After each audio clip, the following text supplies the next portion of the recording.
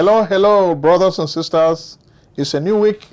We are very happy to bring you our show titled Speak of Africa. What is our show going to be today? Well, we like talking about African problems. And one of the problems we're highlighting for the show of today is African maps. We've been talking about the map of Africa, the way boundaries in Africa were drawn by the former colonial masters. But one of the issues that we want to focus on has to do with the way Africa is perceived. It looks like the colonialists have a very Eurocentric perspective on Africa.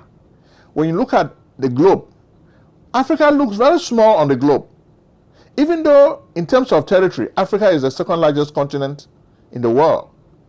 But when you look at the way the white guys design the map, when you even look at atlases, the globe, Africa is very small. Why? Because they always sought to marginalize, minimize us, make us look unimportant. So even in terms of geography, the Europeans made us look small. And that's not really the truth. So for this week, there's a whole lot of chorus. The African Union, for the first time, they have done something worth mentioning. They have been protesting against the treatment of Africa on maps. Most of the maps we see today were drawn during the 16th century. And the cartographer who was really popular at the time was called Gerardus Mercator. He's a Flemish cartographer. When you look at North America, South America, and other continents, the Greenland, they actually look bigger than Africa, even though that's not the truth. In fact, I started paying attention to the map of Africa on the globe when I started reading The Africans by Professor Ali Masri. He drew my attention to it. The map, especially the Mercator map, which was the most popular map, which was used in all the schools, showed that Africa was very small. So we have been fighting now to change this perception. We are not as small as they make us look. We are big. And that's why we want to change perceptions. Even in schools, we were taught that Africa was small. So this is erroneous education. We want to correct this miseducation of the African map. The map is very important because it tells you what people think of us. When they make us look small, then it means that they are marginalizing us. They are looking at us as little people, dark people who are not important. Even though Africa is the cradle of civilization. So we're starting the show of today by saying that we are against the Gerardus Mercator map, and we like the fact that the African Union is protesting, asking these cartographers to redraw the map of the globe. Give Africa its due. Africa is a large continent, bigger than the United States or North America, so make Africa great again. That's what we're saying in the video. Meanwhile, before we continue, we want to say thank you to all our subscribers. Thank you to all our viewers. For the show of today, we're going to start with our hero, Ibrahim Traore. You know we like Ibrahim Traore. Some of you keep asking, Prince, where do you stand? Do you like Ibrahim Traore or don't you like Ibrahim Traore? Finally, let me tell you, I like Ibrahim Traore. He's a new kind of leader. He may not be a perfect human being. I'm not looking for Jesus Christ to come and rule Burkina Faso. I'm just happy that he's a young person who is aspiring to bring real independence to Africa. With leaders such as Ibrahim Traore, we'll be able to have the map of Africa redrawn, okay? Because he believes in true sovereignty for Africans. Somebody like Jafar Diko is a jihadist, a Muslim zealot. He is against Ibrahim Traore, and Ibrahim Traore's forces are fighting him. These guys collected a lot of money from the government of Christian Marc Kabore, and they are using this money now to fight heroes, our national heroes such as Ibrahim Traore. So when you ask me, oh, Prince Ojong, do you like Ibrahim Traore? Do you support African Revolution? That's what this channel is for. Our channel is to promote new ideas for Africans, to make Africans to think like Ibrahim Traore. We don't want to have only one Ibrahim Traore. We need many Ibrahim Traores.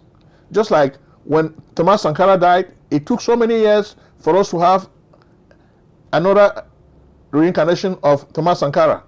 Now we want to produce so many Sankaras so that everywhere we're pumping them out.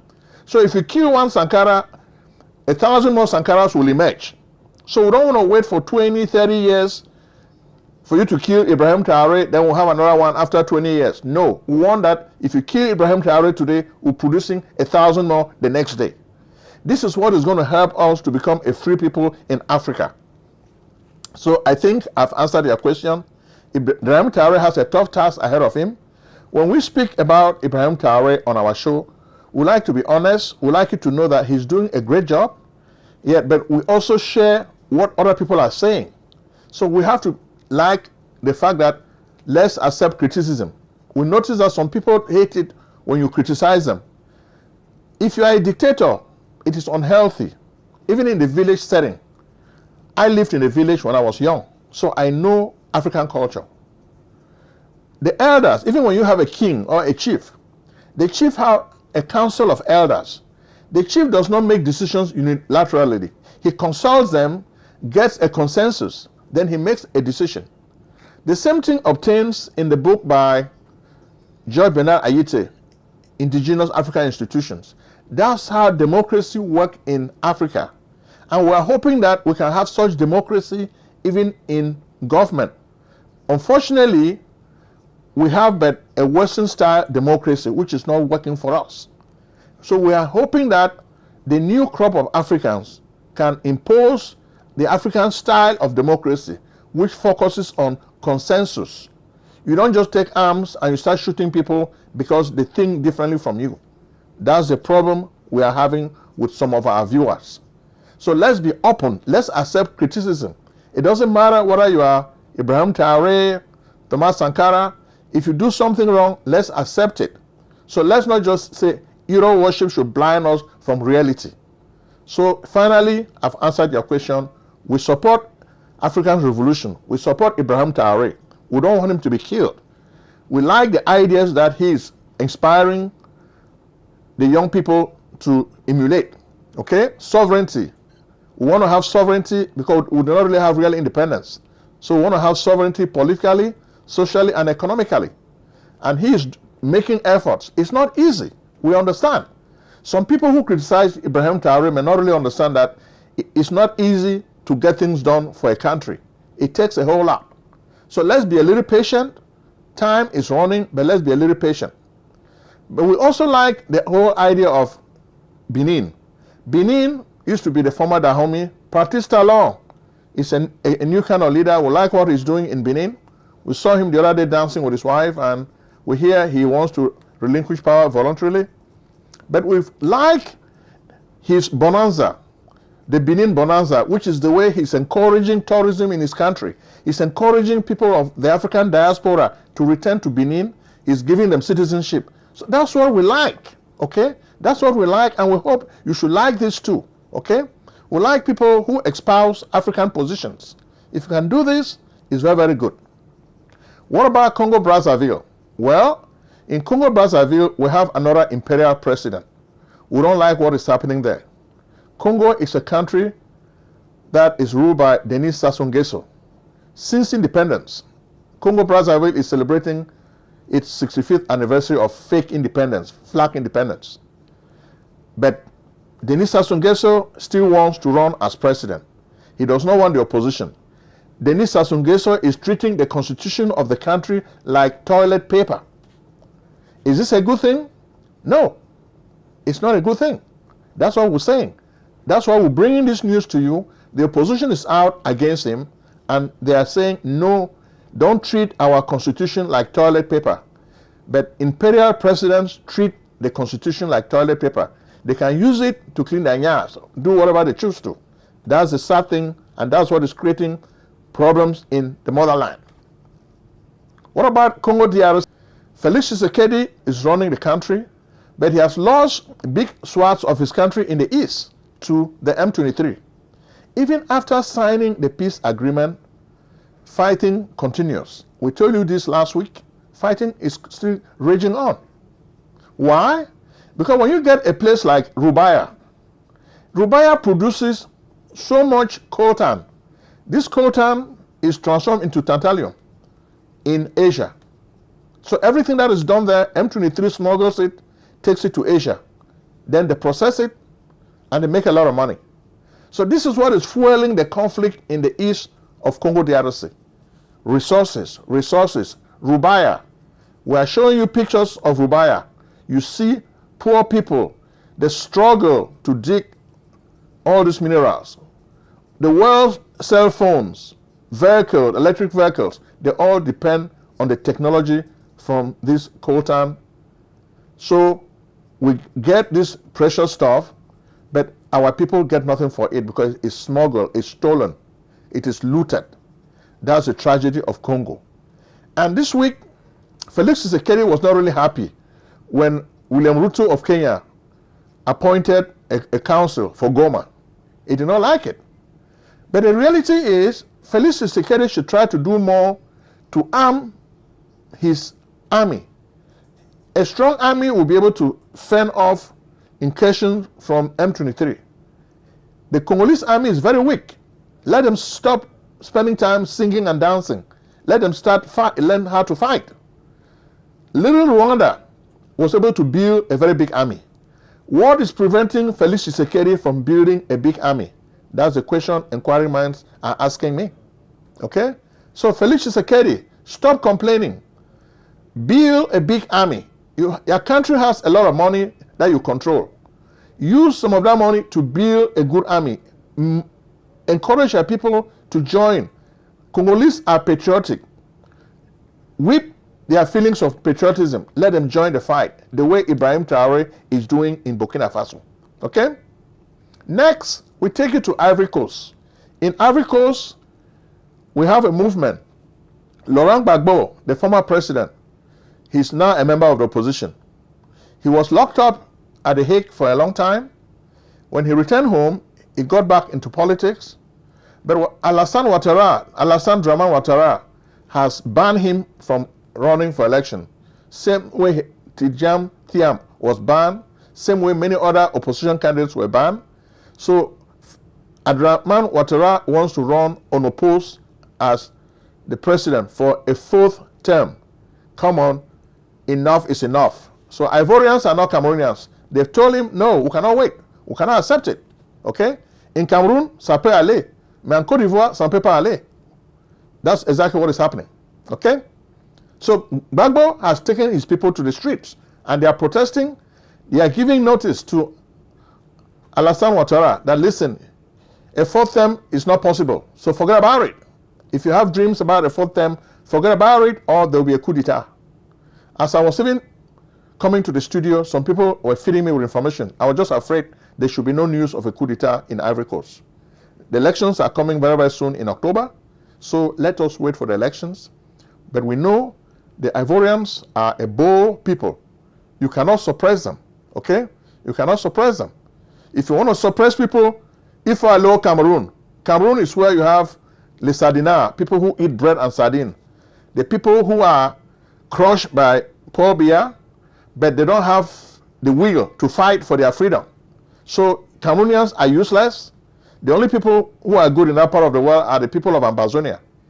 When Biya suppressed them enough, they decided to take arms against Biya because they want to fight for their freedom. By contrast, the Francophones who gained their independence in January 1960 cannot fight for their freedom. France has come now under Emmanuel Macron to admit the crimes committed during the early days of Cameroon independence. The guys who actually fought for Cameroon independence were sidelined, were killed. These were the guys of the UPC, like Yobe and his friends. They were all killed, one after another. They had a dream of a united Cameroon, a Cameroon that has to unite from the German period. But France did not let this dream materialize. One by one, France killed all these freedom fighters. For the first time, Emmanuel Macron is releasing a report confessing to the heinous crime France committed in La République du Cameroun. Okay? But will France provide any reparations? That's the question a lot of Cameroonians are asking. It is not enough for Emmanuel Macron to just say, I'm sorry, our army killed a lot of Cameroonians during the early days of independence. We are really sorry about it. Sorry is not enough. It's inadequate. Let Emmanuel Macron do more. Provide some reparations. Because a lot of Cameroon families have lost a lot. When you see Cameroonians have this phobia, afraid of protests, because they remember what France and their soldiers did to their forefathers. They killed them like flies. In all those places, they killed them. They cut their heads and put them on stakes for them to see. So when you saw the heads of your relatives on stakes, then you'll be afraid to go out and protest. So they instill fear in the minds and hearts of Cameroonians. So even today, when I look at Cameroon, Paul Biya is a French puppet. He runs the country in absentia. He has a few pillars, guys who run the country for him. So he runs it in the shadows. Atanganji, Chantal Biya, the guys in the army, Betty Asomo, all those guys are running the country for him. Galax Etoga, all of them, they are placed, they run the country while Biya rests like a king. So they cannot overthrow him because they are always working for their master. So he is the caretaker of this French plantation. Now they are saying they want presidential elections to take place in October 12. This is a joke. Which elections are taking place? Why is it that a candidate who is very popular, Maurice Kamto, has been disqualified? Why? Because Biya wants to clear the deck to make it easy so that he can win re-election unopposed. Then he will turn around and tell you, ça c'est un pays démocratique, n'est-ce pas? It's a lie. This is not a democratic country. Except Paul Biya does not know what democracy means. We'll just say democracy on paper. No, this is a fake election. Fake. We see Issa Chiroma gaining ground in the north. He is from Garoua. He left Yaoundé and flew to Garoua. He was received like a king. We have the heroic welcome in pictures and videos. You can watch on YouTube. Just see Issa Chiroma. See the way he was received by his people. So you can already see that the north, consisting of Ngaoundéré, Garoua, and Maroua, those three big areas, they have cut off. This time, they have refused to support the Biya regime. So how is the Biya regime going to say they've won elections? This is not true. They have not won. Because the key people who would vote for Biya, they have cut off ties. Bello Buba Maigari, they've cut off ties. Okay? Akeremuna, they've cut off ties. But the sad thing is, the opposition is very, very weak. So if the opposition cannot win a free and fair election in La République du Cameroon, it's because they are very, very weak. It is true, Maurice Kamto has been disqualified. But why should Maurice Kamto not unite with Issa Chiroma and Bello Buba Maigari and Akeremuna, Joshua Oshi, and Cabral Libi? Why can all these opposition members not do what Ivorians are doing? Unite, and face Biya as one front. They have had meetings in Yaoundé, they've held meetings in Fumban, yet the opposition cannot come up with a candidate. How many more days are left before the Cameroonians go to the polls? Not many. Probably less than 60 days, right? Even the priest, Samuel Kleda, is asking the voters, vote your conscience. But interestingly, a lot of people in La République du Cameroon, they vote their stomach care, sardine and bread. Once you can provide them sardine and bread, Biya can stay there for 100 years plus. They can even have an effigy of Biya and he will still be president for even the next 100 years. So that's the kind of people you find in La République du Cameroon. These are shit, no wild people, okay? Useless people. So that's what we see. But Ambazonia, by contrast, you have people who believe in the value of freedom. Next, we take you to Mali. In Mali, the government of Assimi Goïta is accusing some French guys and some generals for organizing a coup d'etat against the government of Assimi Goïta. But we know this should be expected because even though the government of Assimi Goïta is for sovereignty, The language and the propaganda sounds good, but the people are getting tired. They are waiting for results. And that's what is happening in Mali. Then what about Niger? Niger has a similar problem. Niger is part of the alliance of the Sahel states. Abdurrahman Tiani, the propaganda is good. He talks about sovereignty, but the people want food on the table. So that's exactly, and most of these guys also want to overthrow him. So he is very cautious. What about Nigeria? Well, in Nigeria, the major story basically is Bola Tinubu is calculating, planning for 2027. There's a story we read, which is very, very detailed in Africa Confidential newspaper, which really details the strategies Bola Tinubu is using to win the presidential election in 2027. Bola Tinubu is a political strategist. You can call him what you want, but he's a political strategist. He's a master planner. When you look at this article, it shares the calculation that he has already made, state by state. Look at all the 36 states in Nigeria. Bola Tinubu has already mapped out a way to take votes from the opposition. The way sometimes he just breaks the opposition by bribing them and giving them resources to make them switch to the APC. Okay? So a lot of them, Newsom Wike is not the only one. There are so many politicians, Igbo, everywhere. Bola Tinubu is solving them. Most of them, what do they want? They want money, they want positions. Bola Tinubu is making all these promises to them and is breaking them. Some people are saying Nigeria will end up being a one-party state. Well, thanks to the ingenuity of Bola Tinubu, it's a democracy. So he's really using all the tools at his disposal to dismantle the folks who are in the opposition. They're all crumbling and coming to him. So when we look at it, it should not really be a surprise that Bola Tinubu will win re-election in 2027, because he has shown himself to be an adept politician. He's not using guns. He's not like Abacha, using guns and putting them on people's heads. He's using his brains. Bola Tinubu is a master planner. We can tell you this. Give credit where it is due. So he's using politics to really play the game. He's too smart for your average Nigerian. When I look at all the politicians, Bola Tinubu is just too smart. So let's say the truth, okay? But we just want him to concentrate a little bit on the economic problems, because Nigerians are hungry.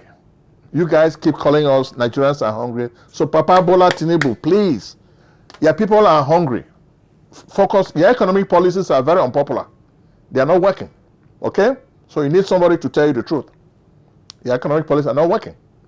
But on a sunny side, we'd like to introduce you to a young Nigerian. His name is Ola Oyewemi. Very, very bright. He's around 30 years old. He is in the cocoa exportation business. When we look at this young man, he may become the next Aliko Dangote, because we've studied his profile. We're very, very impressed. This guy got into the cocoa business from the early days under his family. His family was already in the business. So I look at it more like the way Donald Trump got into the real estate business, working with his father, who was developing real estate in Queens, New York. His father did not have the means to cross into Manhattan. That's what Donald Trump did. He did what his father could not do. So this Ola Oyewemi now has been able to cross over and start doing what his father was not able to do. So he has over 10% of the cocoa exportation market in Nigeria. This is commendable.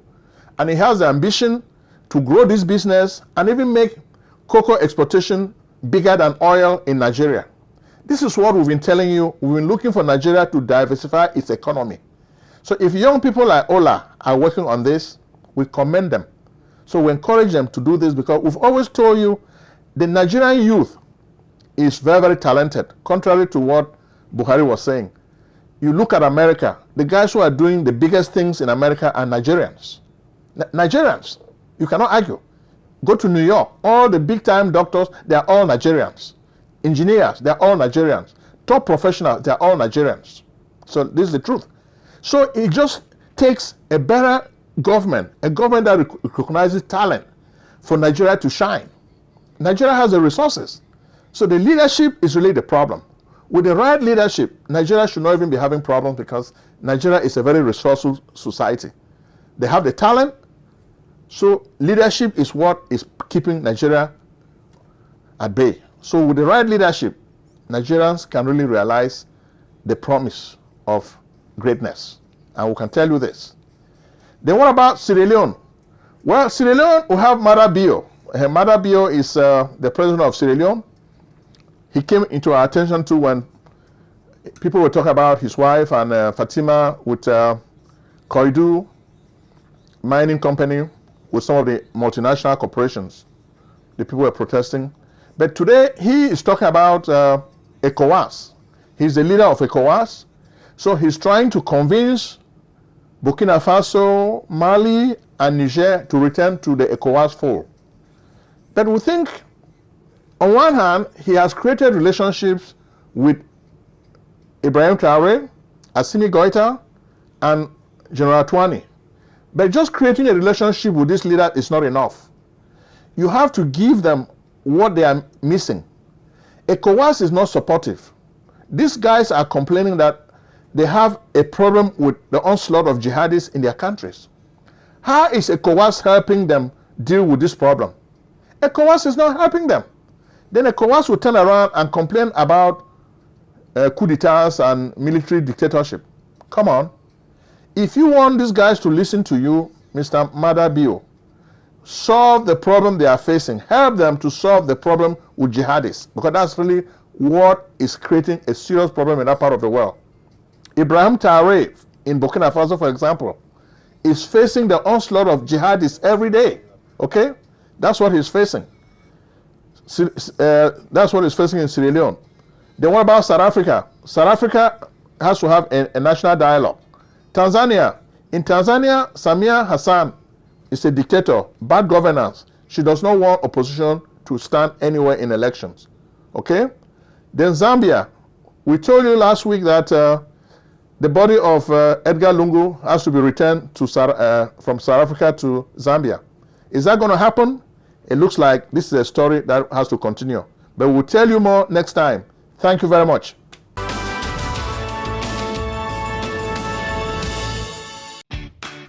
Do you need tax preparation services? We can help. Contact PJ Tax Service, America's only full-time income tax preparers. Like the good old doctor, we do not close our doors after April 15th.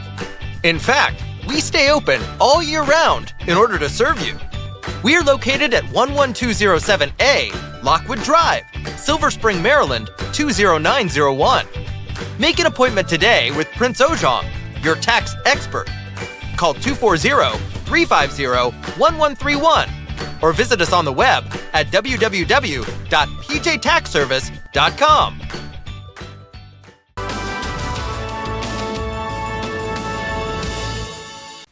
Selling a service or a product? Need buyers? Use the African Nation TV as a channel to reach many viewers. Act now and call Prince Ojong at 240-350-1131. That's 240-350-1131. Act today.